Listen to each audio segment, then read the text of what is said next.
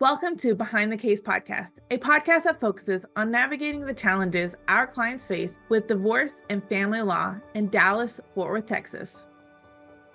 Behind the Case is brought to you by the Turner Monahan legal team. With over 70 years of collective experience in divorce and family law. Together, Tyler Monahan, Keaton Monahan, Tina Campbell, and the Turner Monahan team will discuss real-life cases, answer questions, and explore family law areas from divorce to child custody. Our goal is to clarify scenarios and demystify legal jargon, making the process less daunting and reminding you that you're not alone. So sit back and let's discuss what happens behind the case.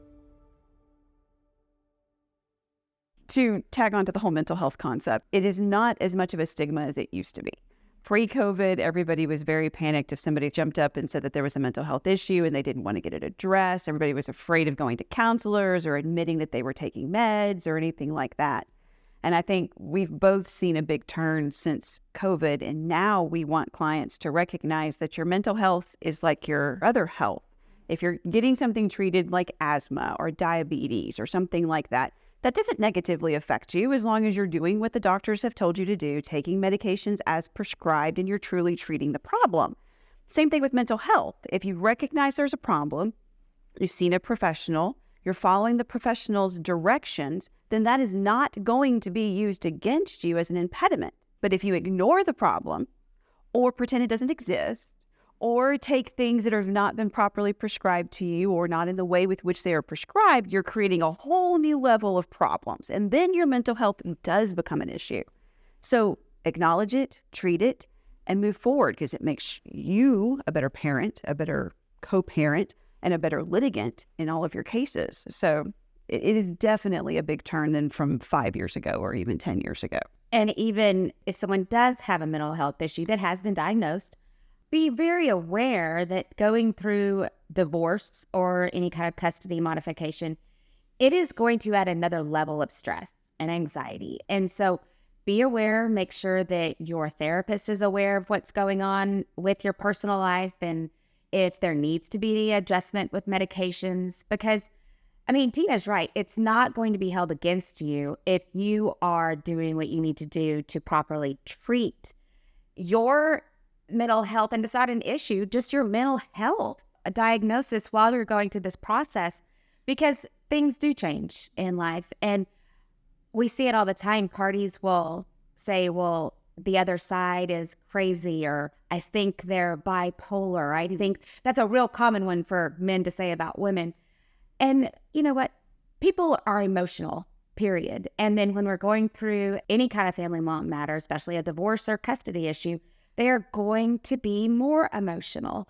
So it's not as much of a stigma as it used to be, but it's also, and courts really are getting upset when someone uses a mental health issue as a bullet, as a weapon against the other side, because we all need to be more aware of, how this is affecting all of us. And I'm so grateful that we are all becoming more aware of how to treat mental health. And that it's no longer a stigma, and that it's okay to just acknowledge it. Mm-hmm. And the clients need to also remember they need to be forthcoming with their attorneys.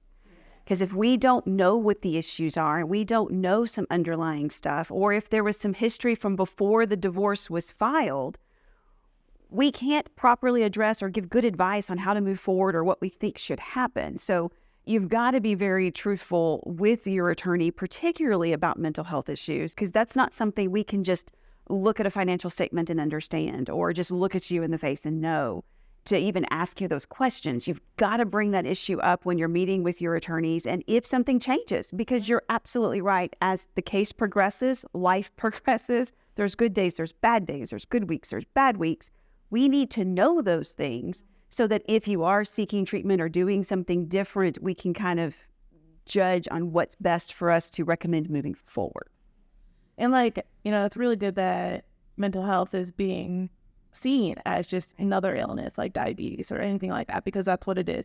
It's treatable. There's things you can do to help overcome it.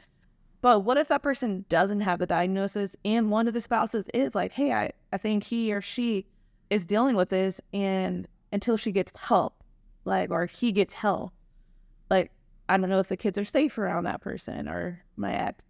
Can that be part of, like, having them go get these diagnoses and getting the help they need to be able to create a better situation for the kids? Absolutely. If there's an event that's occurred that has pointed to some sort of mental health issue, that absolutely opens the door for psychological evaluations that can be ordered by the court. It is not uncommon for the court to order different types of counseling for families, whether it's reunification counseling or just individual counseling for one parent or another for some specific reason.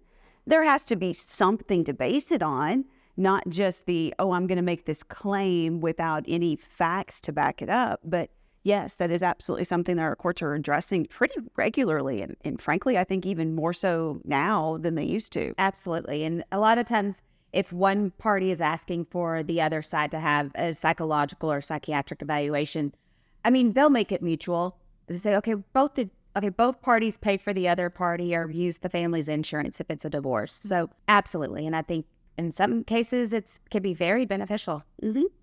Yeah. And like, mental health is so big, and especially with COVID, I think it really affected kids. And are you seeing divorces happen because the kids are going through a mental illness and maybe what parent isn't in agreement that there's actually a problem? I do think that's a factor. I don't know that can't think of any specifics where that's the thing that started it, but it is often a component when a divorce has started and there are children. If there was any type of anxiety or depression issues to begin with, and then now there's this divorce going on as well, we have very much seen cases where that's been exacerbated by the kids. And it's not uncommon for one parent to kind of dismiss those concerns and the other parent to be like super like involved with it. So there sometimes has to be a happy median, and that's where oftentimes the court comes in to say, okay, let's level this out just a little bit. You parent who don't think anything exists needs to understand there's probably some reality going on here, and you parent that's a little overzealous might need to back up just a touch.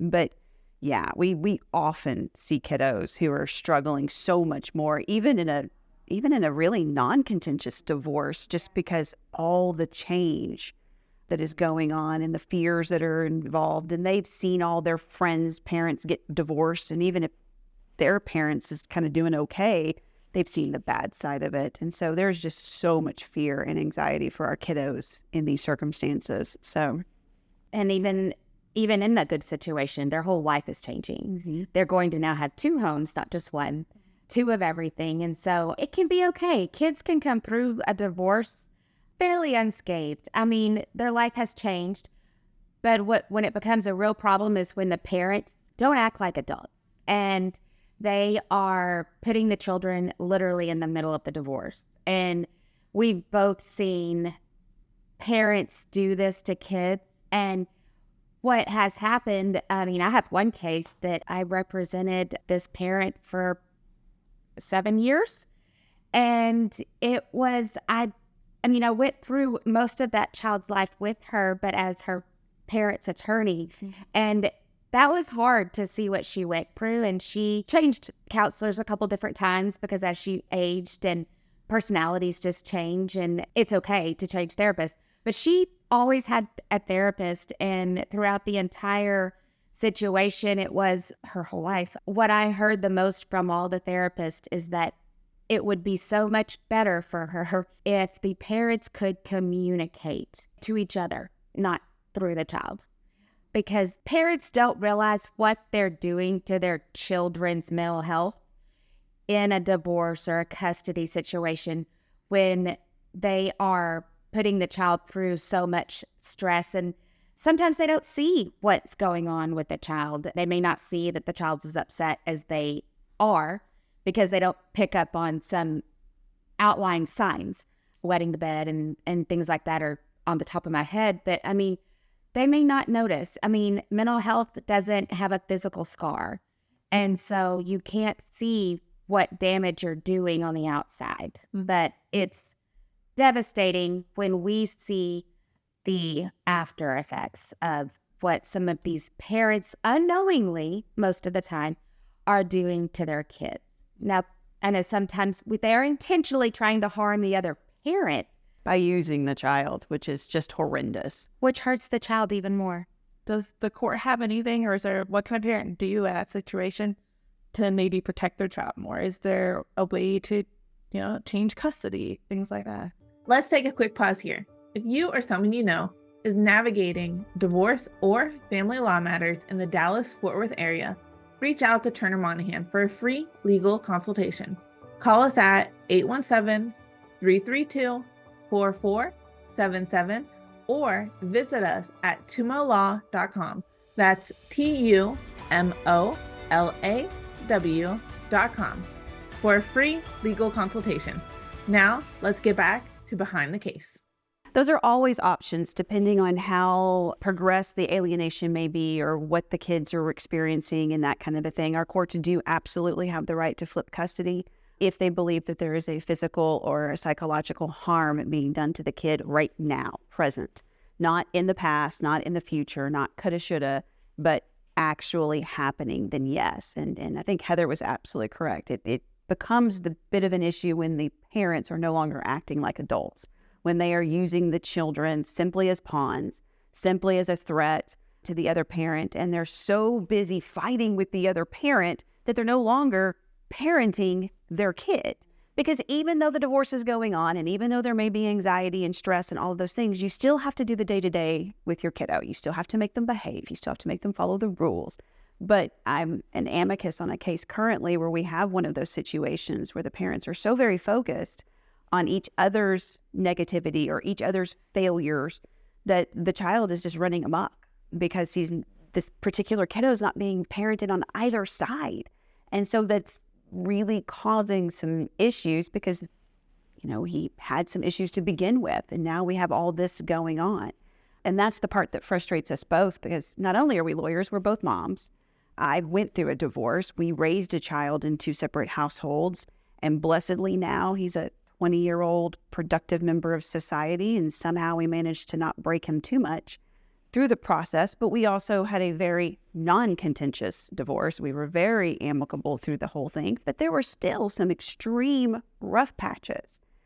Even with us both, myself and my former husband, both being very cognizant of what was going on in our kiddo's life, we still had to seek counseling for him, and we still had to be very communicative with each other. And that's in the best of circumstances. I can't even fathom what a kid is really feeling when it's the worst of circumstances, which is the majority of our cases, and they're not getting the acknowledgement from the parents or from health providers to get the support that they need. One question that actually was asked is, what happens if one parent takes them to a counselor without their permission? Well, it depends on if there are current orders in place. Some of our orders will say that the parents have the independent right to make decisions regarding psychiatric and psychological decisions regarding the child. And some of them have one parent has the exclusive right to make the decisions regarding counseling for the child. Some orders have a particular counselor in the order that the child is ordered to continue with this particular therapist until released by this therapist. So it depends on if they have the right to do so or not. If there are no orders in place, then that's where we need to come to court and you've got to have a judge make a decision on who's going to have that exclusive right to make that decision. And I think a lot of parents are probably in fear of, they're going to go talk to their counselor about this, and then the counselor is going to come talk to the lawyer. So where is that line on what can a counselor or therapist come and actually say in court about what they had confidentially with a child that's maybe going through therapy? A lot of that depends on the counselor. A lot of our counselors have their own kind of guidelines of what they're willing to say in open court and what they're not willing to say in open court. Because from what counselors have discussed with me, their job is to develop some level of trust with the kiddo. And so they don't want to divulge everything. So I have never had a counselor come in and say, this is what he said, and this is what he said, and this is what he said, and this is what he said. Now, I have had counselors, of course, testify to generalities, their concerns. Based on our conversations, I am concerned about this general thing or this general issue. Sometimes, if it's extremely concerning, a counselor may ask, instead of testifying in open court, if we can have a conference with judge in chambers privately so they can be a smidge more direct without causing additional issues or problems between the parents. But as far as we will never get a play-by-play, word-for-word transcript from anyone. But blessedly in Tarrant County, we have a huge assortment of counselors that we've all worked with on a pretty regular basis. So we have some frame of reference with them. And that's a benefit of being in a community where we all work together quite well. Well, and it's also, I mean, I know the counselors there are some counselors that are not great that I have come across recently that just don't follow the ethical codes, but the ones that do, so I want to preface it with that, is that the counselor is going to tell the child in counseling before they even start the process that, look, you and I have a confidentiality agreement, meaning I can't go tell mommy and daddy everything you say. And they can't, and they don't, because they need to feel safe. The only time the counselor can and will, divulge exactly what the child says is if the child's in danger, and they have a duty to report that. Mm-hmm. But otherwise, and they will generally tell the parent, this was a good session, a bad session, or, maybe try this at home, because the child needs to feel safe, and the parent should know that they can't send the child to a counselor to try to get bad information about the other parent. Because when the counselors talk to us, they're not going to tell us this is what Bobby said and give us a rundown. But if they have a concern, they are going to bring that specific concern to us, because we also have a duty to keep that information confidential so that we do not make the situation worse for the family, when we can communicate with the other attorney to try to help the situation or diffuse the situation so that it doesn't get worse for this child. So I know, we started this conversation around mental health. So if you have a client that has mental health, what is that thing they should do and prepare when they're coming to you, whether it's for a divorce or a custody change? What does that initial consultation kind of look like? And should they disclose that in that first consultation? Yeah, I absolutely think they should disclose it in the first consultation. That way everybody's on the same page and we can all give good advice and good understanding. When they come in to meet with an attorney to begin with, they just need to prepare themselves that they do need to be open. They need to be able to discuss it in the best way they know how. And that's different for some people. Some people can be very detailed and here's my medical records. Other people will be like, well, so I talked to somebody. Okay. There needs to be some level of confidence that that information that you're providing to that attorney is obviously going to be confidential. And just because you tell your attorney something doesn't mean that it's automatically going to be used or divulged or anything else. But just like anything else, whether it's information about their financial status or their employment information or whether or not they're having affairs, we need all of those details and those background pieces of information to be able to put together the best possible case and to give the best possible advice on how things are going to go, how they should go, and what we recommend. So be open, be honest, be willing to have that conversation and do your best not to be, embarrassed. I promise, after the number of years we've been practicing, there is very little, if anything, left that would surprise us. We don't get embarrassed easy. We don't judge easy. We understand life is not clean and simple and black and white. And so don't be afraid of being embarrassed or judged or thinking that we're going to think poorly of anybody, because we're all human. We've all done good things and bad things, but we do need that upfront information to be able to know how to best move along. All right. And so if somebody is listening to this in the DFW area and, they just realize my mental health isn't holding me back from maybe, getting custody that they've always wanted or leaving the bad marriage that they're in, how can they reach out to you and have that consultation? They can contact us via telephone, of course. There's a link on our website for setting up a free consultation. They can get in touch with our office via email as well. And then we will be happy to meet with them. We do free consultations. So that first conversation with us is free of charge. And we can try to give them as much information as possible. They can do it over the phone. They can come in person. We're even available via Zoom if we need to be. And that phone number is 817-332-4477. They can also find us at tumolaw.com. We're pausing our deep dive into today's topic, but the discussion isn't over. Join us in the next part of this episode as we continue to unravel the complexities behind the case. If our conversation today sparked questions or you're seeking further insight, consider subscribing and sharing our podcast.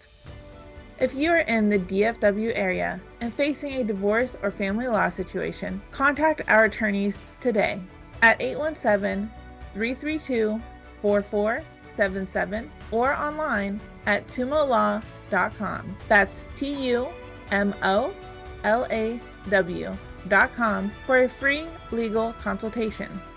Navigating legal challenges can be daunting, but with the right support, clarity is within reach.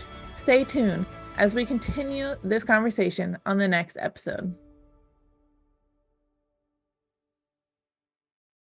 Please note that the information provided in this podcast is for educational purposes only and is not intended as legal advice. Listening to this podcast or contacting our team does not constitute an attorney-client relationship. For advice on your specific situation, please consult with a licensed attorney in your area.